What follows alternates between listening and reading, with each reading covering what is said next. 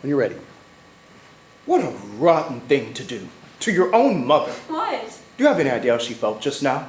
Do you know what kind of night this was for her? Well, it's not over yet. You didn't see her sitting here 2 minutes ago. You were upstairs with that Hungarian Duncan Hines. Well, she was miserable. Her face was longer than that trip we took tonight. She never said a thing to me. She's too good a sport. She went the whole cockeyed way. Boy, oh boy, dragging a woman like that all the way out to the middle of the harbor for a bowl of sheep dip. It was Greek bean soup. At least she tasted it. She didn't sit there jabbing at it with her knife, throwing out little epigrams like, ho, ho, ho, I think there's someone in there. That's right. That's right. At least I was honest about it. You had 2 bowls because you were showing off for Al Capone at the next table. What are you so angry about, Paul? I just told you. I felt terrible for your mother. Why? Where is she at this very minute?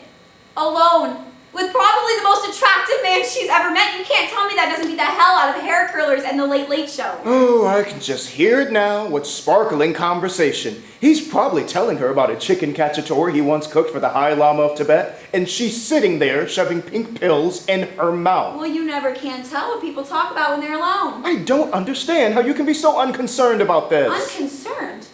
No, I am plenty concerned. Do you think I'm going to get a wink of sleep until that phone rings in the morning?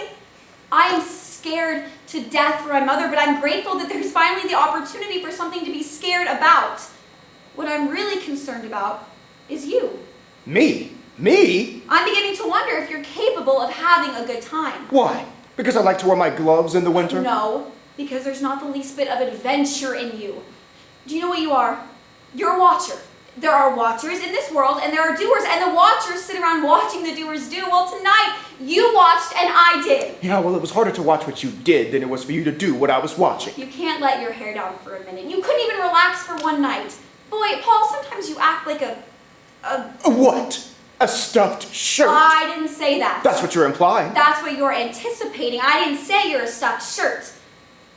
But you are extremely proper and dignified. I'm proper and dignified. When? When was I proper and dignified? All right.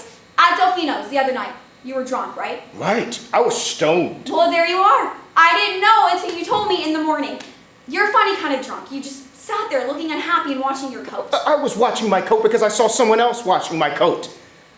Look, if you want, I'll get drunk for you sometime. I'll show you a slob, make your hair stand on end. It isn't necessary. Do you know, at PJ Clark's last New Year's Eve, I punched an old woman? Don't tell me about drunks. All right, Paul. When else? When else was I proper and dignified? Always. You're always dressed right, you always look right, you always say the right thing. You're very close to being perfect.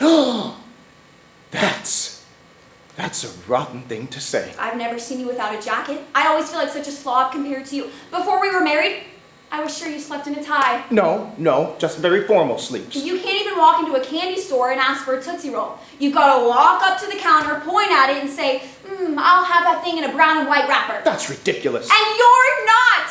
That's the trouble! Like Thursday night, you wouldn't walk barefoot with me in Washington Square Park. Why not? Very simple answer. It was 17 degrees. Exactly! That is very sensible and logical, except it isn't any fun! You know, maybe I am too proper and dignified for you. Maybe you would have been happier with someone a little more colorful and flamboyant. Like Victor. Well, he'd be a lot more lax than a stuffed shirt. Oh, I thought you said I wasn't. Well, you are